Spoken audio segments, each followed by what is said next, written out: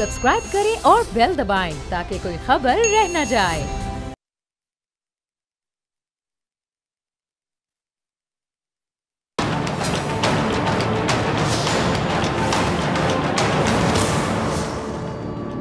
अस्सलाम वालेकुम नाज़रीन, मैं हूं डॉक्टर फ़िज़ा अकबर खान और मैं हूं पाकिस्तान और आप देख रहे हैं पाकिस्तान के सबसे बड़े न्यूज़ चैनल का नंबर 1 प्रोग्राम ऐसे नहीं चलेगा। रियासत को माँ कहा जाता है, लेकिन आपने कभी ये सोचा कि क्यों? कोई ना कोई वजह होगी।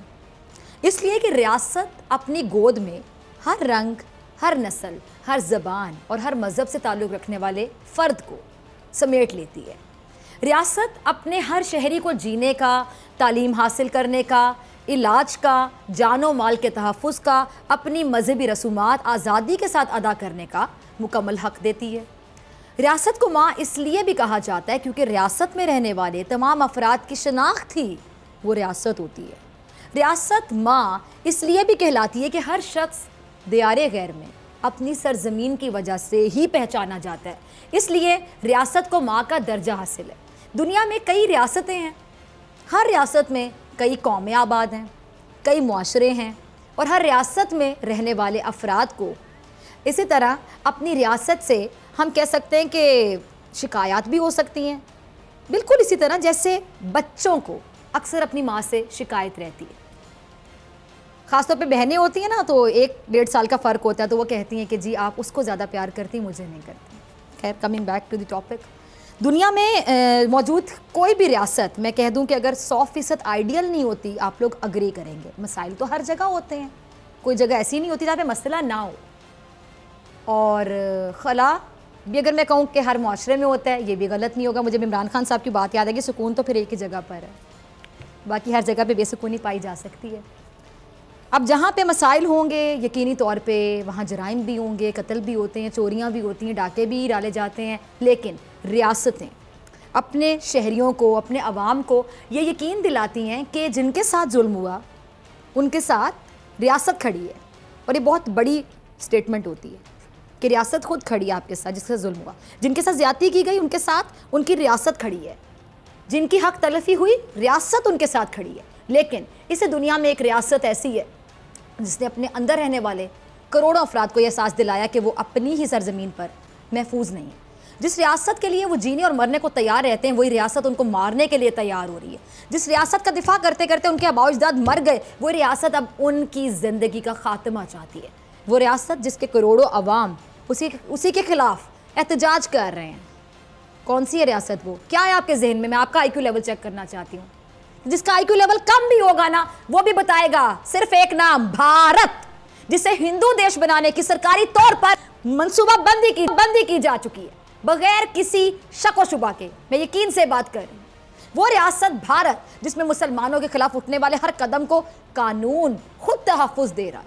वो रियासत है भारत जहाँ मुसलमानों की ना इज्जतें महफूज हैं, ना जिंदगियाँ महफूज हैं। वो रियासत है भारत जहाँ भारतीय मुसलमान खुद को अनजान समझ रहा है। वो रियासत भारत जिसकी फ़ज़ा में भारत में रहने वाला मुसलमान घुटन महसूस करता है, और ये घुटन दिन ब दिन बढ़ती जा रही है, कम होने का नाम नहीं ले रही, बढ़ती जा रही।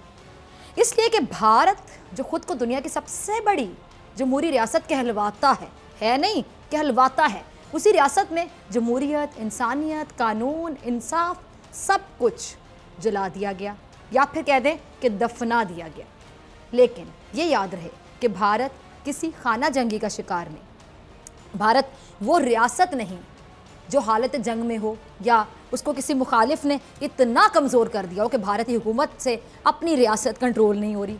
ऐसा है ही नहीं, बल्कि ये खालिस भारतीय हुकूमत और भारतीय इस्टेब्लिशमेंट का फ़ैसला है कि भारत को हकीकी तौर पर, अमली तौर पर हिंदुत्व रियासत में तब्दील किया जाए। और ये फ़ैसला आज नहीं हुआ। हिंदुत्व की इस्लाह 1923 में, आपको बताऊंगी कि एक किताब थी, किताब का नाम है जी एसेंशियल ऑफ हिंदुत्व। उसमें क्या मुतारिफ करवाया गया? यही कांग्रेस के एक नुमाया रहनुमा हैं जी लाला लाजपत राय। 1875 में कायम होने वाली हिंदू इस्लाही तंजीम आर्या समाज के रुकन थे। फिर 1923 में उन्होंने हिंदुस्तान को हिंदू इंडिया और मुसलमान इंडिया में तकसीम करने का मुतालबा किया। कांग्रेस के एक और रहनुमा मदन मोहन ने हिंदुस्तान के मुसलमानों की मुसलमानियत ख़त्म करने और उन्हें दोबारा हिंदू धर्म में शामिल करने के लिए एक तहरीक की बुनियाद भी रखी, जिसका नाम था शुद्धि तहरीक। कोई माने ना माने, पाकिस्तान बना ही हिंदू और मुसलमान के मज़ाहिब के टकराव की वजह से था। ये एक हकीकत है जिसे कोई झुटला नहीं सकता। ये हकीकत भारत में मौजूद हिंदू कभी मुसलमान को तरक्की करता देखना चाहता ही नहीं। भारत को हिंदुस्तान बनाने की कोशिशें अरसा दराज से जारी थीं। सब कुछ अचानक नहीं होता, याद रखिएगा। सिलसिला पीछे से चल रहा था। भारत में रहने वाले मुसलमानों का अकीदा, उनके त्यौहार, उनकी मजहबी रसूमात, तालीम, रोजगार पर आहिस्ता आहिस्ता पाबंदियां बढ़ाई जाती रहीं। इस बात में भी कोई दो राय नहीं है कि भारत में मौजूद एतदाल पसंद हिंदुओं ने खुलकर इस बात की मुखालफत की और आज भी करते, लेकिन उनकी तादाद कम होते होते बहुत कम रह गई है। भारत में हुकूमती सतह पर या अवामी सतह पर जो नज़रिया पाया जाता है वो है क्या, ये देखिए ज़रा। ये भारतीय हुकूमत और भारत की उस सियासी जमात के ख्यालात हैं जिनकी हिमायत की वजह से भारत में अब हुकूमतें बनती हैं। आज भारत में भारतीय जनता पार्टी अपने मजहबी कायद का जारहाना अंदाज में नफाज चाहती है। भारतीय सहाफ़ी अरुंधति राय कहती हैं कि ट्रंप हर हाल में एक फ़र्द है और वो एक फ़र्द के तौर पर उभरा, लेकिन मोदी एक मुकम्मल इदारा है। गौर कीजिए, मोदी एक मुकम्मल इदारा है, सिर्फ एक फ़र्द नहीं, जिसने पूरे भारतीय मुआशरे को अपने हिंदुत्व नज़रिए की लपेट में ले रखा है। और अब भारतीय मुआशरे के लिए इस चुंगल से निकलना इतना आसान नहीं होगा। भारत जिसे आज तरक्की याफ्ता होना चाहता है और कहता है कि मैं तरक्की याफ्ता हूँ, अपने लोगों के लिए रोज़गार के मौके पैदा करने थे, ऐसा भारत कहता है। जिसने वो अपने आप को सेक्युलरिज्म की डेफिनेशन पे उतरता देखता है, कहता है मैं सेक्युलर, लेकिन है नहीं। आज वो कहता है मैं तरक्की याफ्ता हूँ, लेकिन यकीन जानिए वो है नहीं। वो तब होता जब लोगों को कारोबार के मौके देता। वो नफरत का प्रचार कर रहा है, लेकिन मैं पूछूंगी ये कि इससे नुकसान किसका है? भारत का खुद भी। और क्या मैसेज दे रहा है भारत लोगों को कि क्या भारत सेक्युलरिज्म के स्पेलिंग या मीनिंग से वाकिफ भी है या नहीं? भारत में मोदी हिंदुत्व के नज़रिए को फ़रोग देकर 2/3 अक्सरियत तो हासिल कर सकता है, लेकिन अमेरिका और चीन के मुकाबले में इक़्तिसादी ताकत नहीं बन सकता। मोदी हिंदुत्व जैसे नफरत अंगेज़ नज़रिए को फैलाकर गाँव माता, राम मंदिर और योगा डे तो वो ज़रूर मना सकता है, लेकिन इसके ज़रिए यकीन जानिए चांद पर नहीं जा सकता। हर साल 12 मिलियन नौजवानों के रोज़गार के मौके पैदा नहीं कर सकते। इस नज़रिए से भारत की तामीर नहीं होगी, अलबत्ता मोदी के फाशिस्ट भारत की तामीर ज़रूर मुकम्मल हो जाएगी। मोदी ने जिस नफ़रत की बुनियाद पर वोट लिए थे, आज वो नफ़रत, आज वो जहालत, आज वो दरिंदगी भारतीय अवाम के जहनों में बाकायदा दाखिल हो चुकी है। देखिए ज़रा, भारत में हिंदुत्व का आतिशफ़शां अब फटने के करीब है। इससे बहकर निकलने वाला जो गर्म लावा है, भारत में बसने वाले कमज़ोर मुसलमानों को जलाकर भस्म कर रहा। कभी गाय की हुर्मत में मुसलमान को सरेआम लाठियों और पत्थरों से मारा जाता है।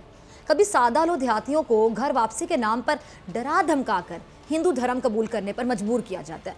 नकल मकानी करके आने वाले मुहाजिरीन की शहरियत का तयन करने के लिए भी की जाने वाली जो हालिया कानून साजी है, उससे पार्लियामेंट में एक मरतबा फिर ये साबित हो गया कि भारत अमली तौर पर एक हिंदू राष्ट्र बन चुका है। नकल मकानी करने वाले हिंदू, सिख, पारसी, ईसाई और यहूदी को तो भारत में पनाह मिल सकती है, लेकिन किसी मुसलमान के लिए भारत में कोई जगह नहीं। बांग्लादेश से नकल मकानी करके आने वाले लगभग 20 लाख आसामी शहरियों में तकरीबन 15 लाख हिंदू बताए जाते हैं। हिंदू वोटर्स की हिमायत वापस पाने के लिए CAB की तरमीम मुतारिफ करवाकर मुसलमानों के अलावा हर मजहब के पैरोकार को हक शहरियत दे दिया गया। बीजेपी ने साबित किया कि 2 कौमी नजरिया दुरुस्त था, बिल्कुल दुरुस्त था। भारत में हिंदू अक्सरियत की नज़र में एक ही कौम खटकती है, और वो क्या है? कौन है? मुसलमान। मुस्लिम शनाख्त, सकाफत, रसूमात और तारीखी वर्से को भारत से मिटाने की मुहिम शुरू हो चुकी है।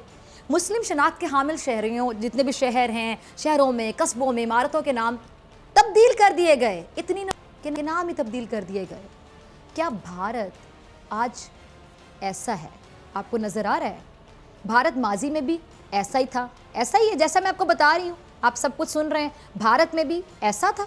लेकिन इस वक्त भारत में रहने वाला मुसलमान, जिसने पाकिस्तान की, अगर मैं उस टाइम की बात करूँ, उस टाइम पर जब उसने पाकिस्तान की मुखालफत की थी, वो शायद इस बात को समझ नहीं सका था। जिन्ना का नज़रिया आज वो लोग तस्लीम कर रहे हैं जो सारी ज़िंदगी कायदे आज़म के ख़िलाफ़ रहे, कि उस वक्त सही हुआ जो हुआ। आज वही सब कुछ तो हो रहा है जो 1947 से पहले होता रहा और पाकिस्तान बनने की ज़रूरत महसूस की गई। आज वो लोग भी मान रहे हैं जिन्होंने मुखालफत की थी, वो लोग मान रहे हैं कि कायदे-आज़म ने पाकिस्तान बनाने का फ़ैसला बिल्कुल सही किया था। आज हमारे लाख मसाइल सही, लेकिन दुनिया में हमारी शनाख्त है। दुनिया हमें एक आज़ाद और ख़ुद मुख्तार कौम के तौर पर जानती है, अल्हम्दुलिल्लाह। दुनिया के सामने हमारी एक पहचान है। दुनिया में पाकिस्तानी कहती है, लेकिन भारत में मुसलमान अपनी पहचान, अपनी शनाख्त बचाने के लिए क्या कुछ कर रहा है, देखिए ज़रा। मैं भारत के मुसलमानों से सिर्फ इतना कहूँगी कि जिस आज़ादी के लिए तुम आज बाहर निकले हो, अगर तुम्हारे आबाओ-अजदाद उसी आज़ादी के लिए हमारे आबाओ-अजदाद के साथ मिलकर जिद्दोजहद करते, मुखालफत ना करते, तो आज पाकिस्तान, वो रियासतें जहाँ भारतीय मुसलमानों की अक्सरियत है, वो पाकिस्तान का हिस्सा होती। आज ये लोग जो कलमा गो हैं, अपनी पहचान, अपनी शनाख्त बचाने के लिए अपने बच्चों को गोदों में लिए भारतीय सड़कों पर मारे मारे फिर रहे हैं। अगर इनके माँ बाप ने, आबाओ-अजदाद ने माजी में इनका सोच लिया होता कि हमारी आने वाली नस्लें ऐसे सफ़र करेंगी, तो आज क्या इनका ये हाल होता? हरगिज़ नहीं। आज ये बहन इस तरह नहीं अपनी किस्मत पर आंसू बहा रही होती, हरगिज़ ना बहा रही होती। इंसान को अगर अपनी माँ से भी ज़्यादा किसी से प्यार होता है, तो पता है अगर आप मुझसे पूछो तो मैं क्या कहूँगी? आपके दिल की आवाज़, वही फ़िज़ा के दिल की आवाज़ होगी। अपने वतन की मट्टी से प्यार होता है, अपने वतन की मट्टी से इश्क होता है, इश्क। अपने वतन की ज़मीन से इश्क होता है, जिसकी हिफाजत के लिए वो अपने माँ बाप तक को छोड़कर निकल पड़ता है। और अगर वही मट्टी, वही ज़मीन इंसान को मुयस्सर ना हो, तो फिर जो दुख होता है उसको बताने के लिए मेरे ख्याल से एक्सप्रेशन आपके साथ साथ चल रहे होते हैं। आप मेरा चेहरा देख, अल्फाज नहीं मिलते। आज इस खातून के आंसू ये गवाही दे रहे हैं कि इसकी ज़मीन ने इसको आग कर दिया। इससे बड़ा कोई दुख होगा? इसकी ज़मीन इसके लिए अनजान हो चुकी है। अफसोस का मुकाम है, दुख का मुकाम है और उसके लिए अजियत का मुकाम है। उसके आंसू बता रहे हैं। ये वो भारत है जो मकबूजा कश्मीर को अपना अटूट अंग कहता है, जबकि इसके अंदर मौजूद करोड़ों अंग आज अपनी बदकिस्मती पर मातम कर रहे हैं।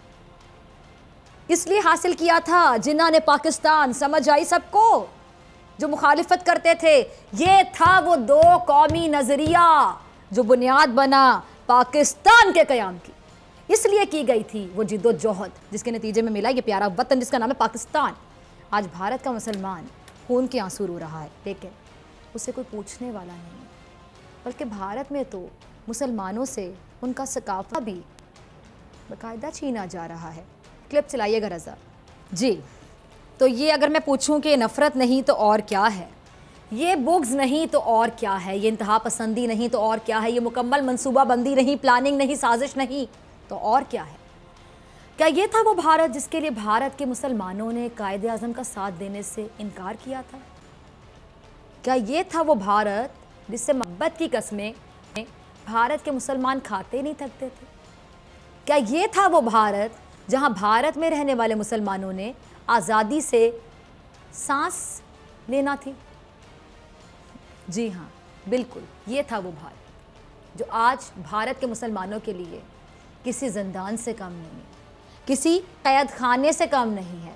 और ये वो भारत है जो मकबूजा कश्मीर से मुताल्लिक़ ये दावा करता है कि वहाँ सब ठीक है, अमन है। बरतानवी अखबार में शाया होने वाली रिपोर्ट में मोदी की इंतहा पसंद पॉलिसियों पर तशवीश का इजहार किया गया। रिपोर्ट क्या कहती है? रिपोर्ट कहती है कि मोदी हुकूमत के इक़दामात ने भारत को सेक्युलर की बजाय जुनूनी हिंदू रियासत बना दिया। तंग नज़र मोतसब भारत में मोदी के फैसलों से तकसीम गहरी हो रही है।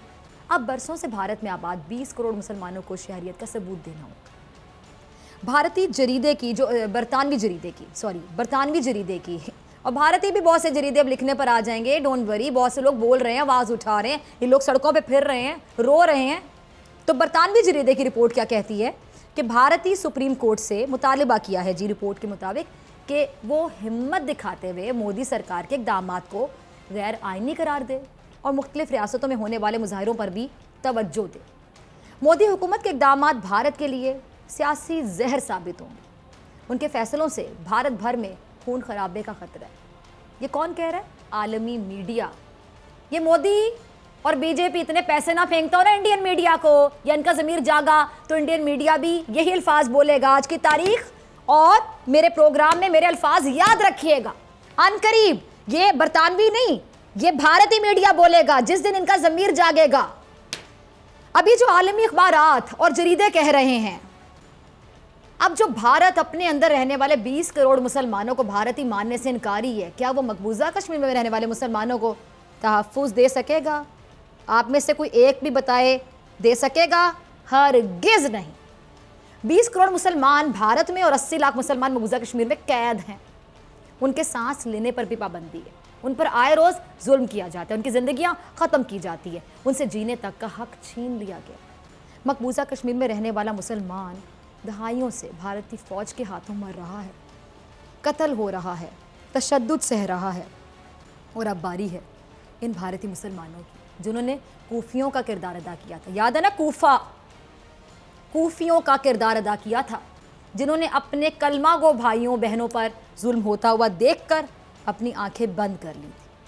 अब बारी है इन भारतीय मुसलमानों की जिसने अपनी पहचान कूफा से जोड़ी थी। आप क्यों रोते हो? मेरा तुम लोगों से सवाल है। मुझे तकलीफ भी होती है तुम लोगों के लिए, तकलीफ होती है, यकीन जानो, लेकिन फिर मैं तुम लोगों के आबाओ-अजदाद के उस रवैये को सोचती हूँ तो मैं यही पूछ सकती हूँ कि आप क्यों रोते हो? क्यों नहीं दिया था साथ कायद-ए-आज़म का? क्यों की थी मुखालिफत दो कौमी नज़रिए की और पाकिस्तान की? अब क्यों रोते हो? उस वक्त क्यों अंधे बने बैठे थे जब जुल्म हो रहा था? चले 1947 से अगर हम आगे भी आ जाएं, कश्मीर में कितना जुल्म हो रहा है, अभी भी बहुत से लोग आवाज़ नहीं उठाते। उस वक्त कहाँ सो रहा था तुम्हारा ज़मीर जब मकबूजा कश्मीर में औरतों की बेहुरमती की जा रही थी? कौन कह रहा था? ये भारतीय सेना, भारतीय फ़ौज। अब क्यों ख्याल आ रहा है? इसलिए कि तुम्हारी औलादों का मुस्तकबिल ख़तरे में पड़ गया। अब होश आ गया जब सब ख़त्म होने के करीब है। अब अपनी शनाख्त भी बतानी पड़ती है, अपनी वतन से मोहब्बत, मट्टी से मोहब्बत का सबूत देना पड़ता है। कैसे करोगे साबित? अब समझ आ रही है और यकीनन आ रही होगी, आ रही है ना, कि पाकिस्तान का क़याम कितना ज़रूरी था। भारत किसी तरह भी मुसलमानों समेत दीगर अक़लियतों के रहने के काबिल है ही नहीं। सवाल ही पैदा नहीं होता कि 1% चांस के है कि नहीं, 99% के नहीं, 100% नहीं है काबिल, नहीं है काबिल। 1% भी चांस नहीं कि हाँ शायद काबिल, नहीं काबिल। भारत में कितनी आज़ादी की तहरीकें चल रही हैं, देखें ज़रा, चल रही हैं, जिनको हर भारतीय हुकूमत भारतीय इस्टेब्लिशमेंट के साथ मिलकर दबाने की कोशिश करती है। कितना ही पैसा भारतीय सरकार अपने ही लोगों के खिलाफ ज़ाया करती है। भारत ना ऐसे तरक्की कर सकता है और ना कभी करेगा, बल्कि मोदी की पॉलिसियाँ, जो पॉलिसीज़ हैं, भारत को तकसीम कर देंगी। मोदी ही भारत का आखिरी हुक्मरान साबित होने वाला है। मोदी ही वो शख्स है जिसके हाथों भारत का नक्शा छोटा। याद रखिएगा मेरे अल्फाज, क्योंकि कुफर की हुकूमत चल सकती है लेकिन जुल्म की नहीं। जुल्म फिर जुल्म है, बढ़ता है तो मिट जाता है, लेकिन जुल्म को मिटाने के लिए हुर जैसा किरदार इख्तियार करना होता है, ना कि कूफियों जैसा। मिलते हैं ब्रेक के बाद, और ब्रेक के बाद गुफ्तगू को यहीं से आगे बढ़ाएंगे।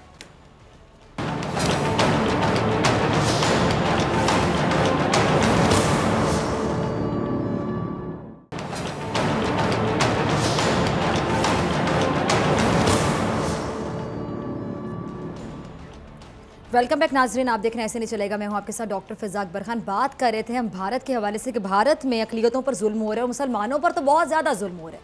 हमारे साथ मेहमान मौजूद हैं हमेशा की तरह सेकंड सेगमेंट में। जनरल रिटायर्ड गुलाम मुस्तफ़ा साहब, डिफेंस एनालिस्ट, किसी तारुफ के मोहताज नहीं, हमारे साथ मौजूद हैं। वार्म वेलकम जनरल साहब इन प्रोग्राम। जनरल साहब, बात हम कर रहे थे भारत की। अब भारत में जो जुल्म हो रहा है, मुसलमानों को बाकायदा टारगेट किया जा रहा है, सोची समझी साजिश के तहत कह दूँ तो गलत नहीं होगा, क्योंकि अब जो भारत में मुसलमान मुखालिफ इकदाम आते हैं उनको बाकायदा कानून की शक्ल दी जा रही है, तो ये तो सोची समझी साजिश है, यानी हुकूमत के एजेंडे का हिस्सा है। कैसे देख रहे हैं आप? और आर्टिस्ट भी बड़े बड़े मैं देख रही हूँ, मुझे बड़ा दुख हो रहा है कि ऐसे लोग जो कि उनका वर्सा कह लें, उनका एक सरमाया कह लें, कि उनके मुल्क के उन्होंने इतनी खिदमत की, ऐसे लोग जो लेजेंड्स हैं, उनके लिविंग लेजेंड्स, वो आ रहे हैं और वो कह रहे हैं कि हमें साबित करना पड़ेगा इतने सालों के बाद कि हम अपनी धरती से, अपनी मट्टी से, अपने वतन से प्यार करते हैं या नहीं करते।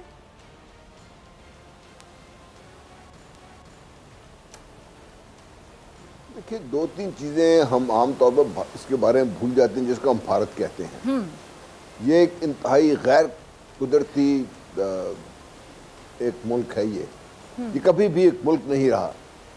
ये दुनिया की जो सबसे गलीज तरीन तहजीब है वो यहाँ पर थी, जिसको हम ब्राह्मण ज़ायनिज़्म कहते हैं। मैं गलीज इसलिए कह रहा हूँ कि देखिए, जहाँ पे जिस तहजीब में इंसान को इंसान ना समझा जाए, अपना ही हम मज़हब उनमें ज़ात पात बना दी जाए, जो एक को निती ज़ात डिक्लेयर कर दिया जाए और उनसे इंसानों का दर्जा भी ना दिया जाए, उनसे जानवरों पर बेहतर सलूक किया जाए, अब उनको क्या कह सकते हैं? ठीक, ये वो माइंडसेट था ब्राह्मण्स का जो मुख्तलिफ स्टेट्स में वहाँ पे कायम था। वो सारा मुसलमान जब आए वहाँ पे इस खित्ते में, तो लोगों को इंसानी हकूक़ समझ आना शुरू हुए कि इंसान की वक़्त क्या है, क्योंकि इस्लाम में तो हर आदमी बराबर है। जब खलीफा हमारे उमर का गला पकड़ सकते हैं पब्लिकली, तो आप अंदाज़ा कीजिए कि उस दीन की जो एक्सेप्टेबिलिटी है वो क्या होगी। तो लोग जो मुसलमान भी हुए, इनको तहजीब भी सिखाई, इनको इंसानी हकूक़ भी सिखाए, इनको रहना सहना भी सिखाया। अब मुसलमानों ने इन पर जो हुकूमत की है, उनको वो इस कदर दुख रहा है ये कि ये इनको समझ नहीं आ रही कि इनको कैसे ख़त्म कर दिया जाए। और ये आज की बात मैं नहीं कर रहा। देखिए, 1971 में मैं कैदी था, जब हमें लेके आ रहे थे तो बुर्दवान स्टेशन पे एक फैमिली खड़ी रो रही थी। मम्मी ने उससे पूछा, आप क्यों रो रहे हैं? उसने कहा, जी ये अब ये हिंदू हम यहाँ जीने नहीं देगा। ये मैं 1972 की बात कर रहा हूँ आपसे। उस वक़्त उस फैमिली ने कलकत्ता के पास एक जगह बुर्दवान, उस स्टेशन पर मुझे कहा था। तो मुझे उसकी बात उस वक़्त अजीब सी लगी, लेकिन अब बाद में साबित हो गया। देखिए, अब दुनिया में एक ख़ास किस्म का निज़ाम तरतीब दिया जा रहा है, ये हमें समझना पड़ेगा जी। उस निज़ाम में जो टॉप पर सब चीज़ों को कंट्रोल कर रहा है ना, वो है एक इकोनॉमिक ज़ायोनिज़म। जो बड़ी बड़ी कॉरपोरेशंस हैं, बड़ा बड़ा पैसा जो है वो, और जो बड़े बड़े दिमाग हैं जिसमें यहूदी शामिल है, जिसमें ईसाई शामिल, सब वो मिलकर बैठे हुए हैं। उन्होंने दुनिया के नक्शे तरतीब दिया हुआ है। उनके पास अभी पहले तो एक सिर्फ हम कहते हैं यहूदी ज्यू ज़ायनिज़्म है। अब बहुत खुल के सामने आ गया है कि ट्रम्प को जो लेकर आए हैं वो क्रिश्चियन ज़ायोनिस्ट हैं। तो तीसरा ये हो गया। चौथा जो है, इसमें अब हिंदू तो ज़ायनिज़्म मैं नहीं कहूँगा, ब्राह्मण ज़ायनिज़्म है इसमें। ठीक है। अब जो इकोनॉमिक ज़ायनिज़्म है, इन तीन ज़ायनिज़्म से कंट्रोल कर रहे हैं। और ये किसके खिलाफ काम कर रहे हैं? मुसलमानों के। आप देख लीजिए, जब से ये सब तरतीब हो रहा है, गुज़श्ता 2-3 दिहाइयों से मुसलमान को ख़त्म किया जा रहा है, मुसलमान मुल्कों को ख़त्म किया जा रहा है। मुसलमान मुल्कों की बदकिस्मती ये है कि हमारा ही पैसा है, हमारे ही लोग हैं जी, हमारे ही सब कुछ हो रहा है और हमें तबाह किया जा रहा है। अब आप इसको सारे जोग्राफिया में देखिए तो आपको समझ आएगा कि भारत में जो कुछ हो रहा है। अच्छा जनरल साहब, ठीक है, मैं आपकी बात खत्म करने का इंतजार कर रही थी। ठीक है, मैं आपको इंटरप्ट नहीं करना चाह रही थी। आपका बड़ा डिटेल्ड पॉइंट आ गया। अब आपने सारा कथा चट्टा खोल कर रख दिया, बड़े अच्छे तरीके से आपने एक्सप्लेन किया, आम आवाम को भी समझ आई होगी। अब दुख की बात ये है, बल्कि तकलीफ की बात, कि तमाम लोग एक सोची समझी प्लानिंग के तहत ये कर रहे हैं। फिर एक्सट्रीमिस्ट का नाम मुसलमान को दे दिया गया। एक्सट्रीमिज्म कैसे डिफाइन होगी? इस्लामोफोबिया फैला दिया गया। तो क्या ये तकलीफ दे अमर नहीं है हमारे लिए कि पॉलिटिक्स, वो जो डर्टी वाली पॉलिटिक्स है वो ये लोग कर रहे हैं, और बदनाम कर दिया उन्होंने मुसलमानों को जो अमन की बात करने वाले लोग हैं। देखिए, ये भी हमारी गलती, हम जो चीज़ नहीं समझे। 1992 में वाशिंगटन पोस्ट का एक इदारिया था जी, मैं आपके सामने दोहरा देता हूँ। उन्होंने लिखा था कि हमने अभी कम्युनिज्म को शिकस्त दे दिया। उन्होंने सोवियत यूनियन का नाम नहीं लिया था, उन्होंने कहा कम्युनिज्म को हमने शिकस्त दे दी है। तो ये एक तरीका ज़िंदगी था, उसको हमने तबाह कर दिया है। अब हमारा अगला निशाना कौन है जिसके खिलाफ हमने तैयारी करनी है, जिसको हमने शिकस्त देनी है, और उसके लिए हमने तैयारी करनी सारी। और उसने कैपिटल्स में वाशिंगटन पोस्ट में लिखा था इस्लाम। उस वक्त से आप देखिए 1990 से एक टर्म शुरू हुई, फंडामेंटलिस्ट। वे फंडामेंटलिस्ट जो अपने दीन की पैरवी करता है वो फंडामेंटलिस्ट है। बिल्कुल। जो पैसे के पीछे भागता है वो भी पैसे के लिए फंडामेंटलिस्ट है। ठीक है। जो दूसरों को जबरदस्ती अपना तर्ज हुकूमत देना चाहता है वो भी फंडामेंटलिस्ट है। लेकिन ये टर्म सिर्फ मुसलमानों के लिए कॉइन हुई, ये बढ़ती बढ़ती टेररिस्ट पे बन गई। अब इस्लामोफोबिया आ गया सामने। तो अब वो उस वक्त से काम शुरू है। तकलीफ दे अमर ये नहीं है कि वो कर रहे हैं ये काम, उन्होंने तो ये करना है। तकलीफ दे अमर यह है कि हम खुद खड़े नहीं हो रहे। देखिए 1.5 अरब मुसलमान हैं और मुसलमान इस दुनिया के उस खित्ते में वाक़ हैं जहाँ दुनिया की तमाम रिसोर्सेज मौजूद हैं। यहाँ पे हम इकट्ठे नहीं हो रहे, हम आपस में लड़ रहे हैं, हम एक दूसरे का गला काट रहे हैं, हम एक मुल्क के अंदर रह के दूसरा गला काट रहे हैं। हमें जिस तरीके से उन्होंने हमें सिखा के बिठा दिया है, अब हम बड़ी खुशी के साथ हम एक दूसरे के साथ लड़ भी रहे हैं, एक दूसरे का गला भी काट रहे हैं। ये इनको कब समझ आएगी? देखिए लीबिया एक फलता फूलता मुल्क था, लोग बड़े खुशहाल थे, उनके मुल्क में जिस किस्म का भी तर्ज हुकूमत था, लोग खुश थे। वहाँ पे तबाह हो गया। कैसे तबाह कर दिया गया उनको? क्योंकि कज़ाफ़ी ने ये कहा था कि ये जो पेट्रोल है ये डॉलर्स में मत खरीदें, इसको ख़त्म करें डॉलर करेंसी को। उन्हें कहा डॉलर ख़त्म हो गया तो हमारा नुकसान हो जाएगा, वो ख़त्म हो गया। सद्दाम हुसैन इराक़ में इंतहाई ज़ालिम आदमी था, लेकिन इराक़ी खुश थे उससे। एक मुत्तहिद मुल्क था, तरक्की कर रहा था वो मुल्क के, उसको उन्होंने ख़त्म कर दिया। उसमें अब इराक़ का हाल देख ली क्या हो गया। सीरिया इंतहाई सख्त किस्म का उनके हाँ जो भी मसला होगा वो होगा। वो अपने मुल्क में तो खुश थे, वहाँ बाकायदा तरक्की कर रहा था मुल्क, उसको ख़त्म कर दिया। लेबनान का हाल आप देख लें क्या हुआ। इजिप्ट में इंतहाई जमहूरी तरीके से मुर्सी साहब की हुकूमत आई, उसमें ना सिर्फ उनको हटाया गया बल्कि मुर्सी को बाकायदा शहीद किया गया कैद के अंदर डाल के। अलजायर में जी। जो एक राइटिस्ट थे, जो इस्लामिस्ट थे, जो मुसलमान ज़्यादा कह लीजिए या दीन लोग थे, वो इलेक्शन जीत गए बड़ा वाज़ेह तौर पे, उनको हुकूमतें बनाने दी गई। अब आके रह गया कौन यहाँ पे? सऊदी अरेबिया को अंदर से खोखला कर दिया है उन्होंने। सऊदी अरेबिया कतर की लड़ाई कर दी। ये दोनों रिश्तेदार मुल्क हैं आपस में एक दूसरे के। ये इनकी जो रूलिंग फैमिली है रिश्तेदार है एक दूसरे के आपस में। और यूएई के साथ उनका अलग झगड़ा खड़ा कर दिया बीच में। उसके बाद अब आप देखिए ईरान के साथ तमाम मुल्कों को खड़ा कर दिया बीच में। अब मुसलमान मुल्क कौन से रह गए बीच में? पाकिस्तान मुसलमान मुल्क रह गया, ईरान, अब रह गया तुर्की। इनको निशाना बना के रखा हुआ है। इनको निशाना बनाने के लिए अफगानिस्तान में ओली मौजूद है, अफगानिस्तान का बेड़ा गर्क करके ये जो एक बरहमन साम्राज्य को तैयार किया जा रहा है एक्सट्रीमिस्ट को, वो वहाँ पे उन्होंने ज़मीन तंग की हुई मुसलमानों पे, कश्मीर पे मुसलमान पे जुल्म ढाया जा रहा है। ठीक। आप क्या वजह कि हांगकांग में प्रोटेस्ट हो रहा है तो पूरी दुनिया खड़ी, तकलीफ है उनको बहुत ज़्यादा। ठीक है। उनको यहाँ पे जो हज़ारों के हिसाब से मुसलमानों का खून बहा है इनको नज़र नहीं आता, इनको नज़र आता है सब। ये सब जानबूझ के करवा रहे हैं उससे, और पाकिस्तान का हाथ रोका जा रहा है बीच में। हम बैठे हैं आराम से। हमें जुल्म तो ये है कि हम खुद अपने ऊपर जुल्म कर रहे हैं, हम खुद खड़े नहीं हो रहे अपने लिए। तो हमारी तबाही हमारा मुकद्दर है। ये हम इसलिए नहीं बचेंगे, हम मुसलमान हैं। ठीक। हम इसलिए तबाह होंगे कि हम जुल्म के खिलाफ खड़े होने को तैयार नहीं है, हम अपने साथ खड़े होने को तैयार नहीं है। ठीक। चलिए मेरी टीम ने मुझे क्या ब्रेक पे जाइए, और ब्रेक से आने के बाद हम बात करेंगे कि कब ब्रेक होगा। टुकड़े टुकड़े नहीं, ब्रेक।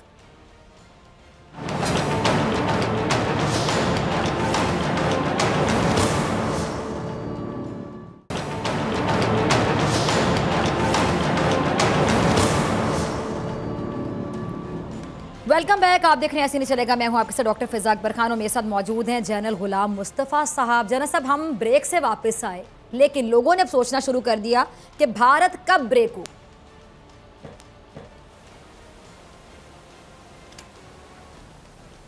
देखिए, मैंने आपसे पहले कहा था ना, इंतहाई गैर कुदरती ये रियासत है भारत, जिसको ज़बरदस्ती बनाया गया है। और इसके ब्रेकअप का अमल उस दिन शुरू हो गया था जिस दिन इन्होंने पाकिस्तान को 2 लख्त किया था, और बड़े फ़ख्र से इंदिरा गांधी ने कहा था कि मैंने 2 नेशन थ्योरी आज खलीज बंगाल में दफन कर दी है।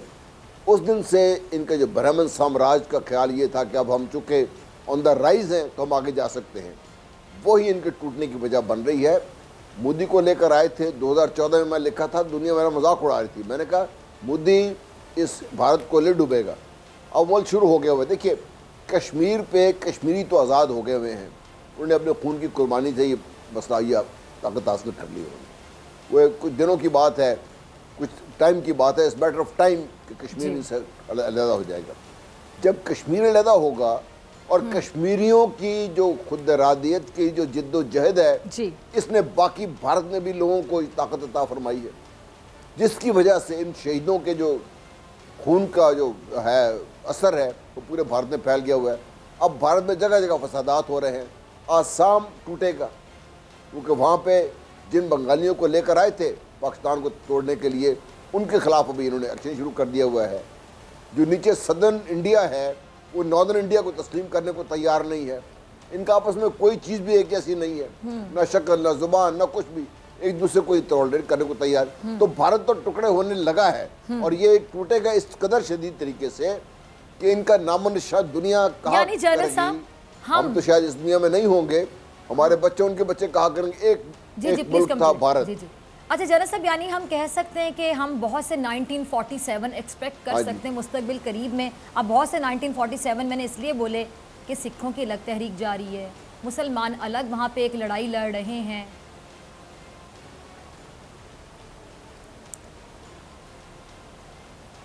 देखिए वो मैं कह रहा ना कि सिख अलहदा होंगे, मुसलमानों के वहाँ पे एक अलहदा पाकिस्तान बनेगा, वहाँ पे उसके अंदर ये झारखंड, ये नीचे सदर्न इंडिया के जो लोग हैं वो अलहदा हो जाएंगे, ये ब्राह्मण चंद एक स्टेट्स में रह जाएंगे और वहाँ पे ये लो कास्ट हिंदूज हैं जिनको इंसान समझने को तैयार नहीं है। देखिए जुल्म क्या है, उनकी एक अलग जंग इनका तो आईनी झूठ पे मबनी है, जिसकी सारे हमारे जो हाँ, और ये सेकुलरिज्म क्या है, सेकुलरिज्म क्या होता है जनरल साहब? भारत की जमहूरियत की हमें वो सबक, कुछ सेकुलरिज्म नहीं होता, कुछ भी ये फ्रॉड है सारा कुछ, कोई सेकुलर नहीं होता इस दुनिया में। अच्छा, अब जब हमने भारत के टुकड़े टुकड़े होने की बात कर ली, क्या ये ट्रम्प सेकुलर है? ये जी, हमने भारत के टुकड़े टुकड़े होने की बात कर ली, अब आ जाते हैं मकबूजा कश्मीर पे। उसको अटूट अंग कहते हैं और जो अपने अंदर इतने अंग हैं उनके साथ जो हो रहा है वो संभाले नहीं जा रहे और बाकी फिर कब्जे करने की बातें कर रहे हैं, किया भी हुआ कब्जा, जुल्म कर रहे हैं। अब बताए कश्मीर कब बनेगा पाकिस्तान? हम तो यही ख्वाब देख रहे हैं, बचपन से पढ़ रहे हैं। मुझे याद है जब बचपन में हमने कलमा पढ़ना सीखा, साथ ही हमने पाकिस्तान जिंदाबाद कहना सीखा, पाक फौज जिंदाबाद कहना सीखा और कश्मीर बनेगा पाकिस्तान ये भी कहना सीखा। ऐसा ही है ना? एक पाकिस्तानी के ईमान का हिस्सा है तो कश्मीर बनेगा पाकिस्तान, अगर ये कह दो तो गलत नहीं होगा। कश्मीर पाकिस्तान है जी, कश्मीर पाकिस्तान है। अब देखिए वो जो कश्मीरी है जिसने पाकिस्तान को कभी देखा नहीं है, मुझे नहीं देखा, आपको नहीं देखा, वो बच्चा कश्मीरी पाकिस्तानी परचम लेके, परचम में दफन भी होते हैं, सामने खड़ा हो जाता है और परचम में दफन होते हैं। भारत को तकलीफ ये हो रही है 60 से 70, जी वही कह रहा हूँ, वो झंडा ले खड़ा हो जाता है, उसमें शहीद होता है, उसी कफन में लिपट के जो दफनाया जाता है और पूरा उस पर जो भारत, जो कश्मीरी हमारे बहन भाई हैं वो उसके लिए दुआएं करते हैं, लोग खुश होते हैं और वो नारे लगा रहे हैं कि हमें कश्मीर बनेगा पाकिस्तान। मैं नहीं कह रहा, कश्मीरी कह रहे हैं। जब ये कौम खुद कहने को तैयार हो जाएगी तो फिर आप देखिए, अभी तमिलनाडु वालों ने बाकायदा अपने दरिया और समुद्रों में रैली निकाली है जी कि हमें लेके रहेंगे आज़ादी। अब जब कश्मीरियों को तो आज़ाद होना है ना जी, वो तो आज़ाद हो चुके हुए हैं, एक खित्ता है जो अभी तक उनके कंट्रोल में है। आप देख लीजिए 160 दिन हो गए हैं, 9 लाख से ज़्यादा फौजी वहाँ मौजूद हैं, 70 लाख को कब्जा काबू करने के लिए 9 लाख फौजी गुज़िश्ता 160 दिनों में उनको राम नहीं कर सके। अच्छा जनरल साहब, मेरे पास आखिरी 30 सेकंड्स हैं क्लोजिंग के लिए, तो मैं आपका लास्ट कमेंट चाहूंगी। भारत को आप क्या पैगाम देना चाहेंगे? ऐसे नहीं चलेगा कि प्लेटफॉर्म से।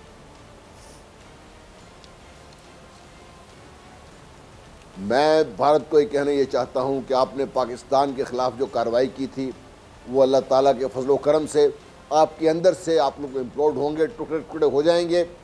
बेहतर यही है कि आप आराम से मिल के बैठ के अलग-अलग हो जाइए, टुकड़े टुकड़े हो जाएं और पाकिस्तान आपका ख्याल रखेगा। क्योंकि अंदर पाकिस्तान के अंदर, भारत के अंदर बहुत से पाकिस्तान बनने हैं, कम से कम 2 तो मैं देख रहा हूँ जहाँ मुस्लिम मेजॉरिटी एरियाज़ हैं। फिर ये सिख जो बन रहे हैं, खालिस्तान बनेगा, उसने और कहाँ जाना है, वो पाकिस्तान के साथ मिलकर रहेगा। कश्मीरियों को खुदा के लिए कश्मीरियों से आज़ाद कराए अपने आप को। अभी आप कश्मीरियों का कैदी हैं, अभी आप मुसलमानों का कैदी हैं। आप अपने आप को मुसलमानों से आज़ाद करवाइए, अपनी जान छुड़वाइए, वरना आप लोगों की तबाही आपका मुकद्दर बनेगी। ठीक है जी, बहुत शुक्रिया। कहीं जाके दफन कर दीजिए, वरना ये सब कुछ ले डूबेंगे आपके लिए। बहुत शुक्रिया जनरल गुलाम मुस्तफ़ा साहब आपके टाइम के लिए, एनालिसिस के लिए। इसी के साथ डॉक्टर फ़ैज़ अकबर खान को दीजिए इजाज़त। आपसे मुलाकात होगी इंशाअल्लाह पीर के रोज़, सेम टाइम सेम चैनल। अगर ज़िंदगी ने वफ़ा की, दुआओं में याद रखिएगा, ढेर सारा ख्याल रखिएगा। अल्लाह निगहबान।